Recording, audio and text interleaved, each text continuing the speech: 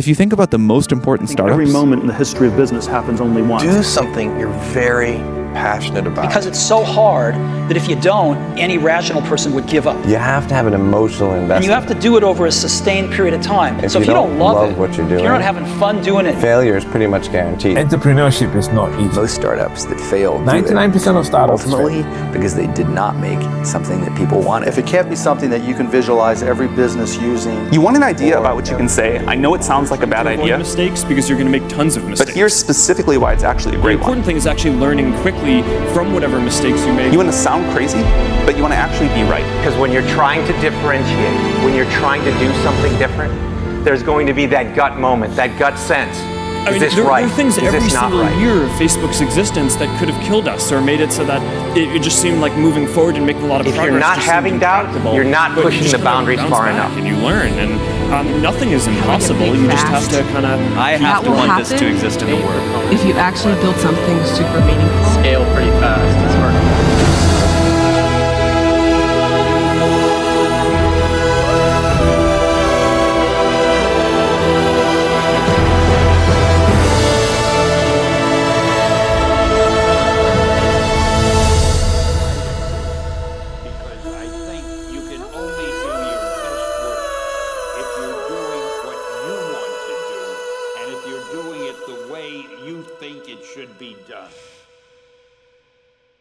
If you had to start from zero and you had 1 year to make $1 million and your life depended on it, what would you do? I would go buy a business from someone who's retiring in a boring, ugly field like roofing, plumbing, HVAC, and put in technology and automate all the stuff they're not doing and grow the business. That's boring though. Look, entrepreneurs take on the most risk and work the hardest. They do it for the potential return for the risk they're taking. But if I'm going to work that hard and risk that much, why spend it on drilling oil? Or building a roofing company? Why not use all this energy towards something incredibly beneficial? Why not use it to change the world? Marketing's about values.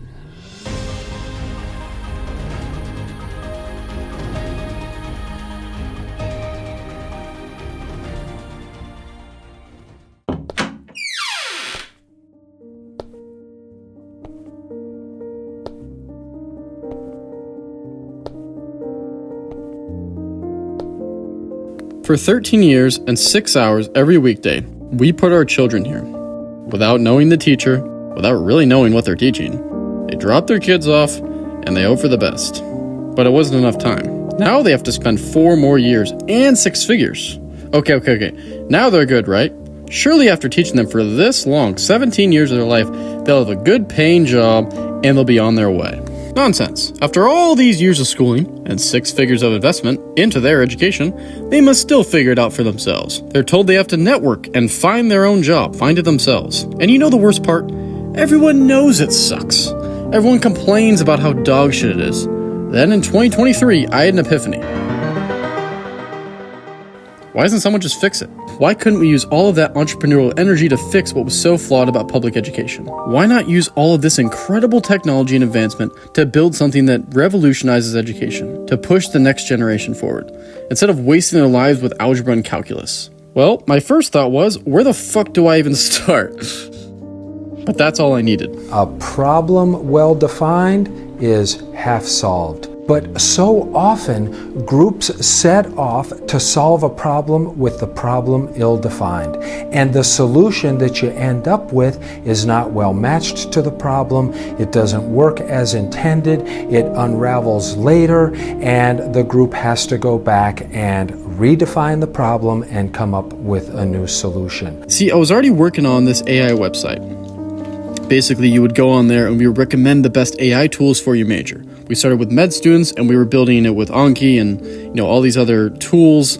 We were basically an affiliate marketing site. I was spending my mornings before school building on Webflow, and like all great movies or companies, I wanted to name it. I was thinking start with the letter A because, it's the first letter of the alphabet, plus Apple and Amazon are pretty cool. But I wanted to stand for something. I started looking up great philosophers and intellectuals whose names started with A. I had to have looked around and researched for 4 hours until I was finally exhausted and just went to bed.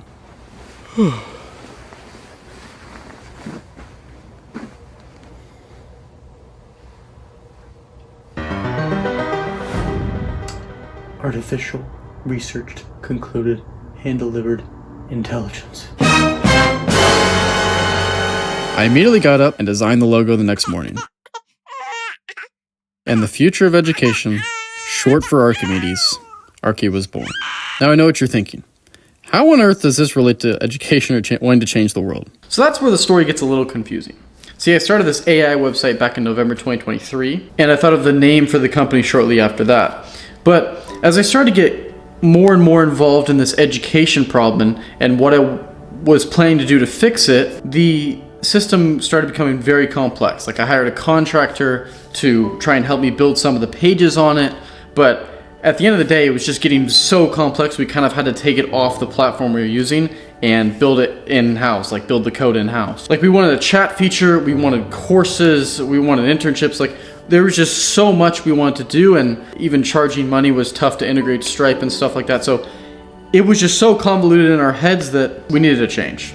And this is where I started posting the Building Archi content. Like the idea was so convoluted in my head and it was kind of head fucking me, so I needed an outlet, something to just talk to, because I wasn't talking to anybody else about the idea at this point. And so YouTube was a good way for me to just talk to a camera one-on-one and talk to someone else, just to talk through my ideas and talk through my thoughts. Because if it's just all in your head, it's so convoluted, but when you have to explain it to someone or articulate your thinking, you point out the gaps in your thinking. Because a lot of times when it's in our head, we just kind of make shortcuts and we skip around because we think we know. But when we're forced to sit down face to face with someone or with a camera or even write it down, we then realize, oh, that's a gap in my thinking, which was then causing the head fucking to begin with because I didn't actually understand what I was trying to solve. And so what I thought was just an outlet for me was actually a way for me to get clear on my vision and where we wanted to take the company, what problem we're really trying to solve, who we're trying to solve it for, and what difference we're trying to make. What seemed like something that's fun, you know, if Bezos had videos from back in the old days of early Amazon, and he had like building Amazon, I would go back and watch those even if they were terrible. So that was kind of the original thought process from it. And I thought it was kind of cool because I've always loved YouTube, so to do it. But what ended up happening is, you know, the vision, and it actually helped me more than I could even possibly fathom, because talking through it and getting clear on it, thinking about it, you know, changing this, making this tweak, made it what it is now, and probably will be very beneficial for it in the future too. But finally, after months of trying to figure it out with contractors and websites, we finally realized we needed to take it off the platforms that build our own systems and code it ourselves. That led me to one big problem. I don't know how to code. I mean, I know a little bit. I took a JavaScript course on Free Code Camp, but I didn't finish it. And if it's a more complex site to code than what we were building it on, I was gonna need some help. And so if I wanted to solve education, doing it alone was not possible. And I looked online for contractors or people to build it with me, and it was getting pretty expensive. I didn't really have the bankroll for that, and I didn't really want to have the bankroll for that. So I knew I was gonna need some help. Find a great partner. So imagine you're in business with somebody who's very talented, but they don't have the right character. You don't trust them. They have the right contacts. They're not workers. They have the right skills, but they haven't bought into you. No matter what it is that you're doing. And you should look for someone who is very high intelligence, very high energy, and very high integrity. And you need all three of those, and you can't compromise on any one of them. You really want to avoid being partners with strangers unless you don't, absolutely have to. Really, it is about having a common vision about where you see the company going. Here's how this thing works. I got different categories here when it comes down to people I do business with. One is character, the other one is trust, the other one is work ethic. We have vision, somebody that's bought in. Then you have competency, skill set. Then you have Rolodex and contact. So now you kind of have an idea what we're looking at. Now on this side to the left, I've ranked them from 0. Otherwise you'll end up with either someone who's not smart, which does you no good, or someone who's not hardworking, which also does you no good, or the worst case is you end up with a smart, hardworking crook who ends up working against your interests. You look at this here, you got a value for yourself. If you take this whole chart that I just gave you, you put it together and you put everybody that you're doing business with, run them through it, give them a score. So put next to it John and say John is a 7, a 5, a 4, a 9, a 7, a 6, you get what I'm saying. And then come up with the score. The higher the score ought to be a total of 60 points. The closer to 60, somebody good you're dealing with. Above 50, you're in a good situation. So I started texting people I knew, asking if they were interested in working on a project with me. My plan was to get a team of developers. We had a meeting with a few of them set, and only one of them showed up. That meeting for me was one of the most relieving, humbling, and lucky meetings I've ever had. Now I say luck because I really don't know how else to describe it. I explained my vision as best I could, but the reality is the universe gives you what you need, not what you want. Not only was the only person that showed up to the meeting one of the most loyal and trustworthy friends I ever had, but he was about to take the entire site development off my shoulders. I'd love to sit here and say I convinced him with my perfect sales pitch and slide deck and perfectly crafted vision, but I'm not gonna lie, I think that's probably a lie. I think it was divine timing, and I think it was just meant to be. We wrote up the paperwork and became official partners. I have a new partner, and he's going to be the CTO of the company. I was kind of thinking about the projects I was giving the previous guy, and I don't really know the ins and outs of databases and how to build all these things, and that's gonna take up a lot of my time, and I need to kind of focus more on the business side. So I was really searching this whole time for I need someone I could trust. Number one, I could trust. I need to be able to trust them. I need someone that had coding skills and someone young and hungry like me, and obviously well-diversed in tech and knows what he's actually doing. And someone willing to work with me. And by that I mean like my crazy visions or thoughts and trying to work on the idea and trying to make something that solves an actual problem. And that person needs the ability to manage others. And I think I found the perfect person. I've met him through the fraternity, extremely trustworthy, just an overall good guy, good morals. So I think it's gonna be great, and he's very knowledgeable in the field. He's already putting together a team of interns. And if I want the CTO and the partner that I have now to put his full effort into it, well, they kind of need to be invested in the future of the company. If they're just being paid per project, you kind of miss out on the entrepreneurial spirit of that person. That's kind of a similar situation why I think a lot of people do stock shares for the company. So you kind of feel like you're a part of it and you're a part of, making it good rather than just showing up for a paycheck. Over time, we changed the A and I to authentic and information to become a beacon of truth. We scrapped the medical portion and decided to focus squarely on education, starting with online courses and job boards that related to the skills the students were learning. The idea was organizations would be able to know what courses a student would take instead of just looking at their resumes and where they went to college. So Cesar, the CTO of Archi, took over the entire development side. To this day, I don't touch any of it and have not written a single line of code. He got a team of developers who were ready to work, and it took most of the workload off my back. This led me to the next problem. What on earth am I gonna do? One must act, behave, walk, talk, think like a CEO before you become a CEO. Way before I became a CEO, I worked on thinking like a CEO, walking like a CEO, asking myself how I would make a decision like a CEO, and then I became a CEO. Your job, your single most important role as a startup founder is simply this. Number one, sales. No business has ever succeeded without sales. End of story. Number two, preparation. When you go to start a business, have you done all the homework to know about your industry, your competition, your products, the profitability, your customer base? You need to know these things. They're very strong drivers. Entrepreneurs are crazy. You have to be crazy to be an entrepreneur. You got to believe you're going to make money month end, which often you're not. Yeah. You got to believe you can compete with big companies, which often you can't. You got to believe you can reach all your customers, which often you won't. And you have to believe you can do so cheaply and cost effectively and make a profit, which in the early days you probably won't do.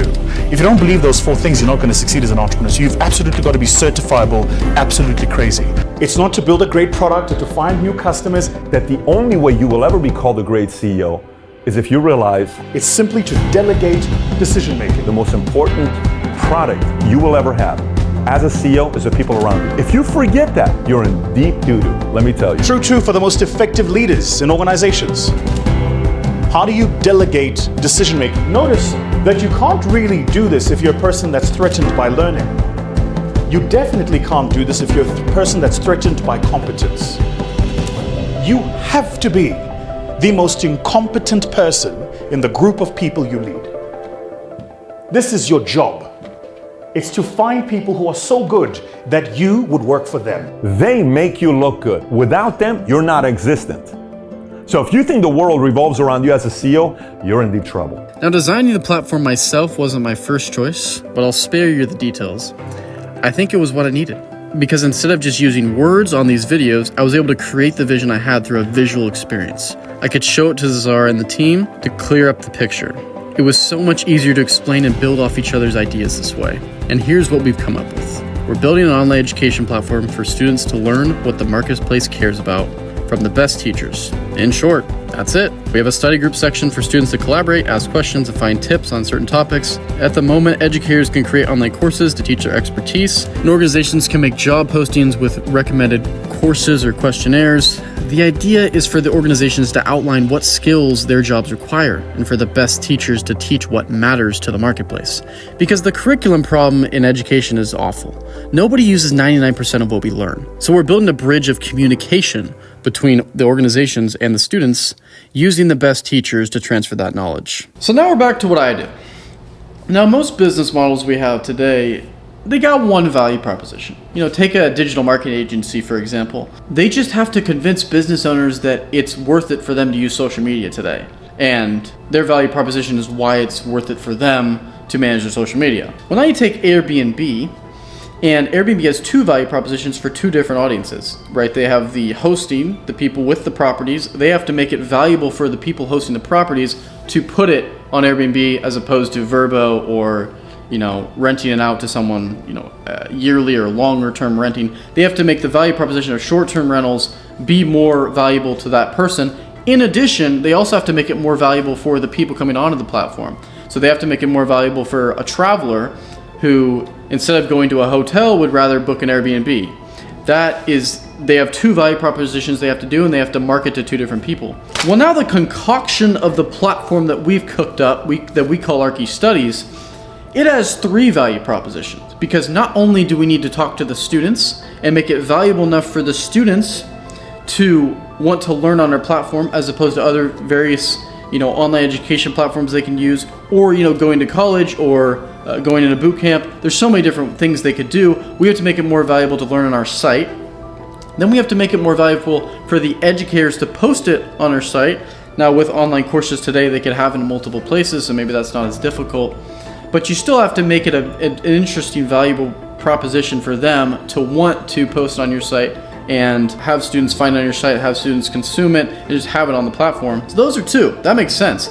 Now we have three, the organizations. And the organizations is what ties everything in together, because the students want to know that the information they're getting is valuable to them. So what better way than for the organizations to tell them, hey, this is the skills that we want for this job, right? So it's valuable to them. But if we want to do that, you have to have the organizations with a value proposition, right? It has to be more valuable for them to hire through Archi than, let's say, another job posting platform like LinkedIn or Indeed or whatever people use at the time you're watching this. And even in addition, we have to make it more valuable than going out to a staffing or recruiting company, right? So it has to solve the problem. And our value propositions for all three are all contingent on the other ones being there, right? Like if the educators don't have students, then they're not making course sales. Therefore, there's no point in posting on the platform. If the organizations don't have courses or skills to point to, and there's no students looking for internships, well then why the fuck would they use it? And the students, if there's no educators posting the courses, they can't learn anything. And if there's no organizations posting jobs or internships, there's no reason for them to learn any of the information. So the value proposition with all of them is contingent on the other two being there, which makes it a marketing headfuck. So here was my puzzling question. How do you market something to someone when it's contingent on you having something that you don't have? How do you handle the coming winters and the disappointments and the downtimes? Well, you can't get rid of January by tearing it off the calendar. But here's what you can do. You can get stronger, you can get wiser, and you can get better. The winters won't change, but you can. And that's how life changes for you. See, before I understood, when it was winter, I used to wish it was summer. I didn't understand. When it was hard, I used to wish it was easy. I didn't know. And then Mr. Schoaf gave me a part of his very unique philosophy when he said, "Don't wish it was easier, wish you were better." See, that triggered my whole life change. Don't wish for less problems. Wish for more skills. Don't wish for less challenge. Wish for more wisdom. That's the key. The specifics are going to be for next time. But if I have learned anything from Jeff Bezos, it's this. You really can't accomplish anything important if you're not stubborn on vision, because things that are important take a long time. They take teams. You can't do it by yourself. And so you really need to have a crisp idea of the vision, and you need to stay incredibly relentless on that vision. But you need to be flexible on the details, because you've got to be experimental to accomplish anything important. And that means you're going to be wrong a lot. And so you're going to try something on your way to that vision, and that's going to be the wrong thing, the wrong decision. You're going to have to back up, take a little course correction, and try again. And so you cannot be stubborn on the details. You have to be flexible on the details. Strict on vision, flexible on details. While this version of Archi Studies may be changed, altered, our vision will always stay constant. We want to push the next generation forward. We want to help the communication and transfer of knowledge from the best educators in the world to our students. We want, most of all, our students to focus and learn what matters. We want to give students years of their lives back.